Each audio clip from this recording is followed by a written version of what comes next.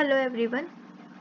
Last lecture में हमने matter के बारे में पढ़ा था कि मैटर क्या होता है। मैटर जिसका कोई मास हो और वो क्या ऑक्यूपाई करे, स्पेस ऑक्यूपाई करे। और ये जो मैटर है ये किससे मिलकर बना होता है? ये मिलकर बना होता है एटम्स से और मॉलिक्यूल्स से। उसके बाद हम डिस्कस कर रहे थे कि ये जो मैटर है इसकी कुछ कैरेक्टरिस्टिक्स होती हैं।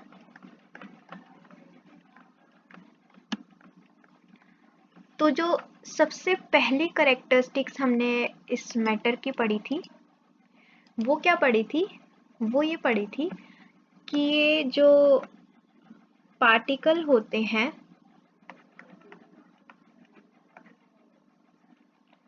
the particles of matter are very very small।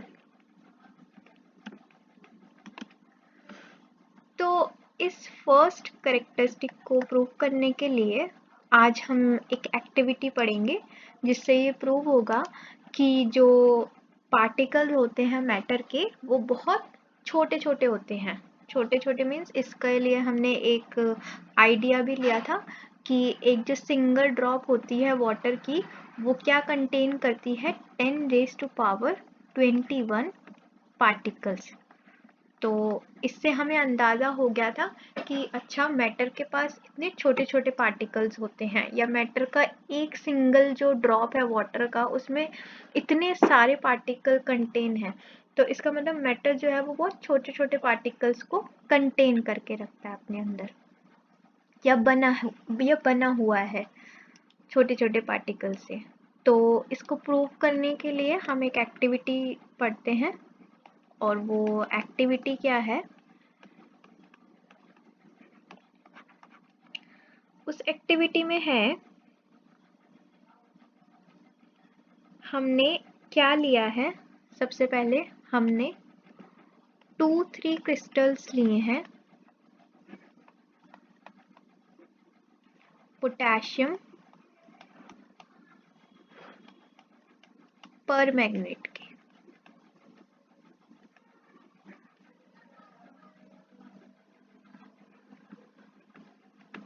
अब ये जो पोटेशियम परमैंगनेट होता है ये किस कलर का होता है? ये पिंक या फिर कहते हैं हम पर्पल कलर का होता है।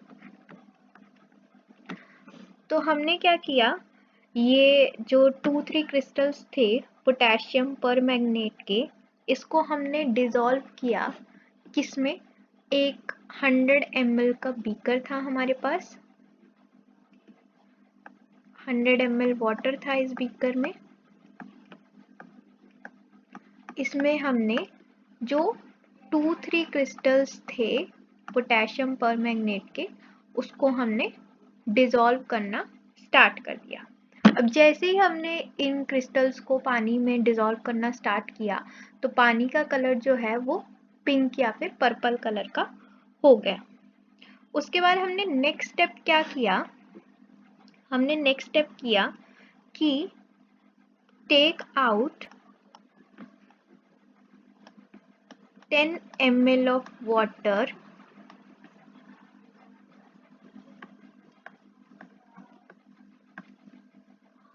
of this solution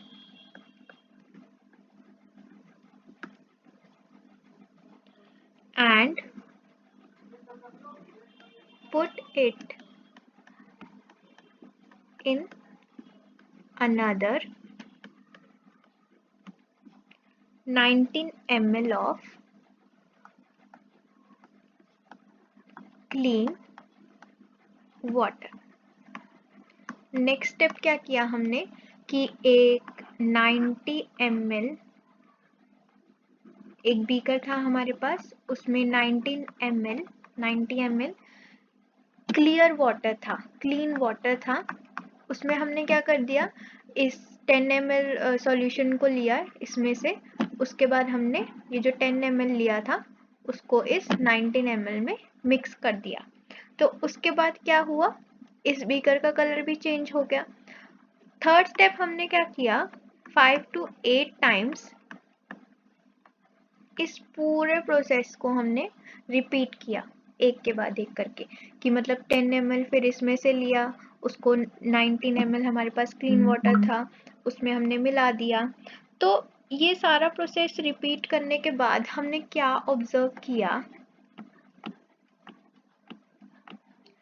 कि जो वाटर है हमारा उसका कलर, मतलब वाटर जो है वो हमारा वो अभी भी पिंक कलर का है, कि मतलब वाटर अभी, मतलब वाटर में जो हमारे पास 2-3 क्रिस्टल्स हमने पोटेशियम परमैंगनेट के मिलाए थे अभी भी उसका इफेक्ट है।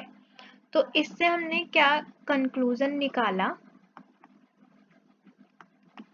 हमने ये कंक्लूजन निकाला कि हमने कुछ पार्टिकल लिए थे किसके, पोटेशियम परमैंगनेट के, और कुछ ही पार्टिकल्स ने यानी कि 2 से 3 पार्टिकल ने इतनी एबिलिटी थी कि उन्होंने 100 ml ऑफ वाटर को, मतलब लार्ज वॉल्यूम ऑफ वाटर को क्या रखा कि कलर कर दिया।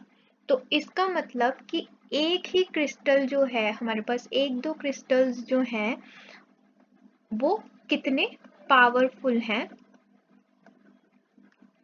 कि मतलब एक ही क्रिस्टल में इतनी मतलब छोटे छोटे पार्टिकल्स होंगे कि जिसकी वजह से ये जो हमारे पास लार्ज वॉल्यूम था वाटर का वो क्या हो गया, कलर, मतलब वो वाटर जो है वो कलर में चेंज हो गया। ठीक है, तो इससे क्या प्रूफ होता है कि जो हमारे पास पार्टिकल्स होते हैं मैटर के वो बहुत टाइनी पार्टिकल्स होते हैं। और ये एक्टिविटी ये प्रूव कर रही है कि सिर्फ 2 और 3 क्रिस्टल लिए थे हमने पोटेशियम परमैंगनेट के, और उन्होंने इतने लार्ज वॉल्यूम जो क्लीन वाटर था उसको चेंज कर दिया, उसके कलर को चेंज कर दिया। ठीक है, तो अब हम नेक्स्ट जो कैरेक्टरिस्टिक है उस पर बात करते हैं। जो हमारे पास नेक्स्ट कैरेक्टरिस्टिक है वो क्या कहती है कि जो पार्टिकल्स होते हैं, particles of matter have space, और दूसरे वर्ड्स में हम क्या बोलते हैं, inter particle space between them.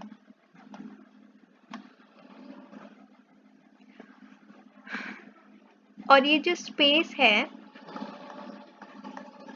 वो space is most in gases, less in liquids,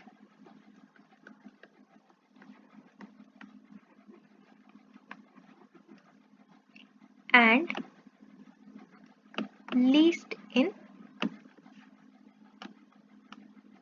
solids।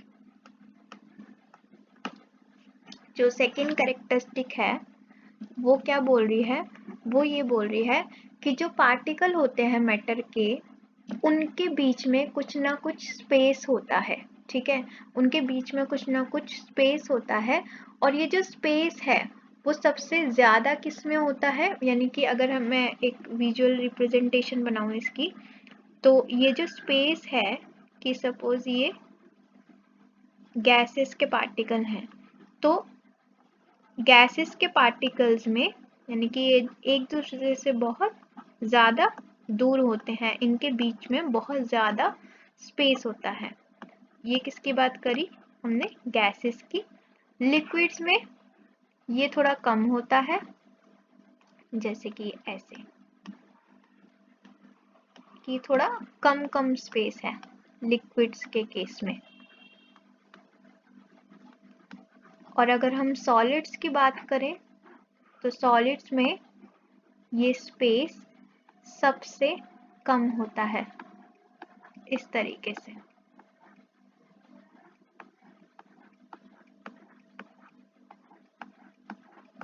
इस तरीके से सॉलिड में जो स्पेस होता है वो सबसे कम होता है।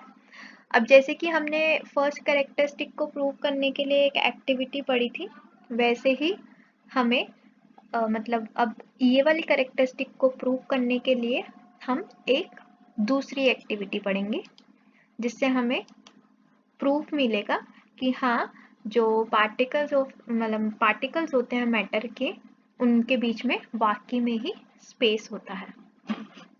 और दूसरे वर्ड्स में उनको हम क्या बोलते हैं? Inter particle space. तो जो हमारे पास सेकेंड एक्टिविटी है वो क्या है?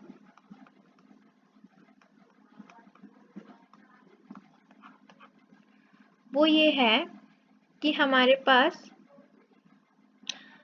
हमने सपोज किया एक हमारे पास बीकर है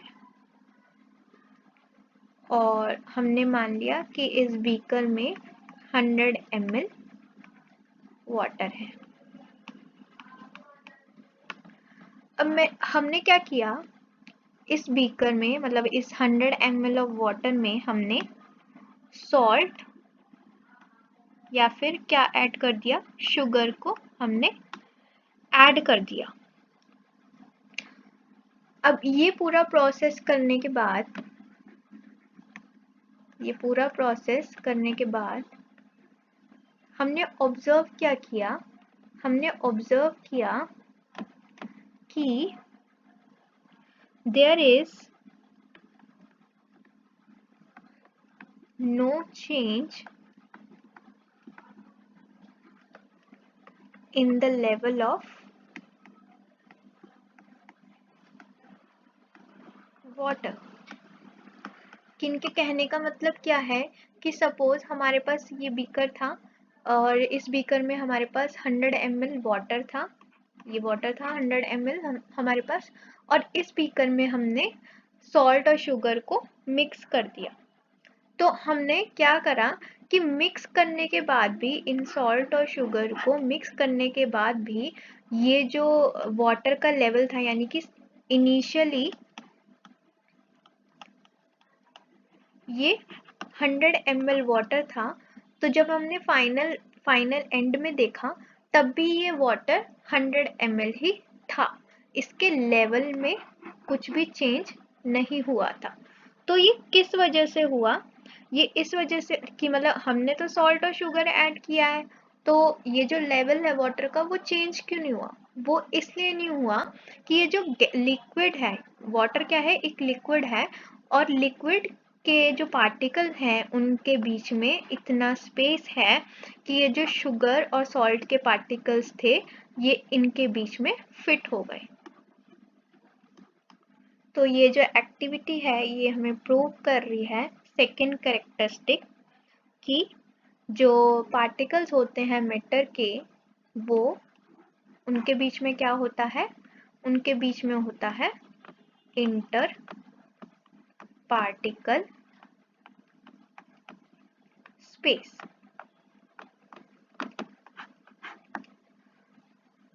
तो आई होप अब ये क्लियर हो गया होगा ये टॉपिक।